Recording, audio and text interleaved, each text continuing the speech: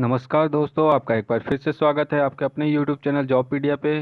दोस्तों, आज जिस जॉब की मैं बात करने वाला हूं उसे पब्लिश किया है MECL ने, जिसका फुल फॉर्म है mineral exploration and consultancy limited.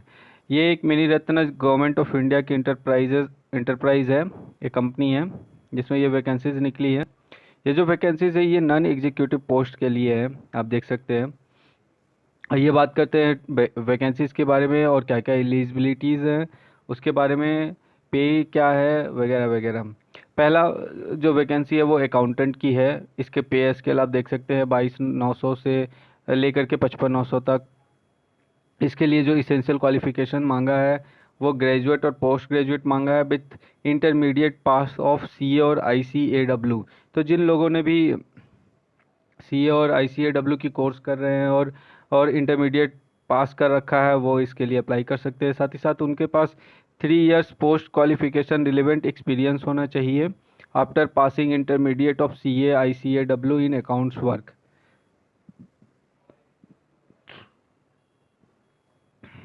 दूसरा दोस्तों हिंदी ट्रांसलेटर का है। इसका भी पे स्केल सेम है। इसके लिए पोस्ट ग्रेजुएट इन हिंदी होना होगा।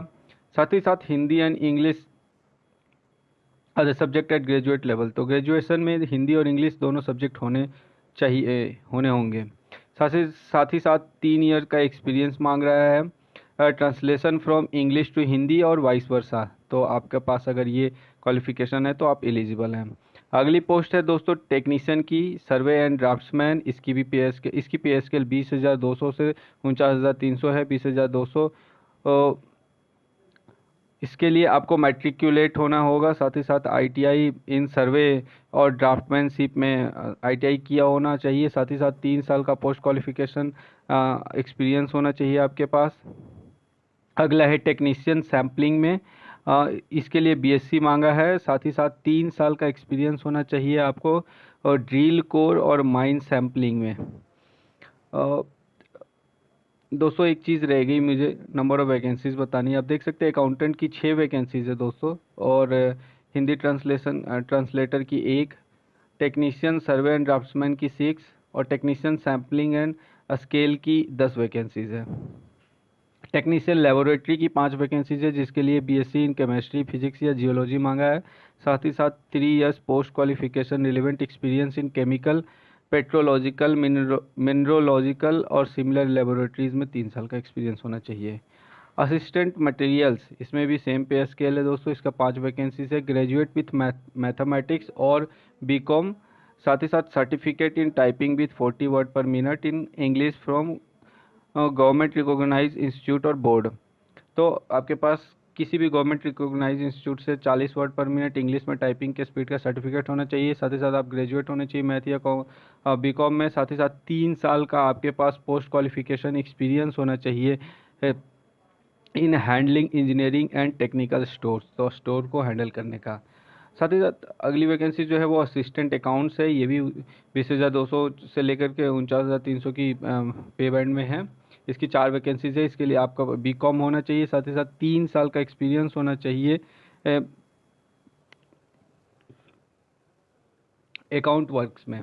देखिए साथ ही साथ डिजायरेबल है, टैली आता है तो अच्छी बात है। अगली पोस्ट है असिस्टेंट HR की।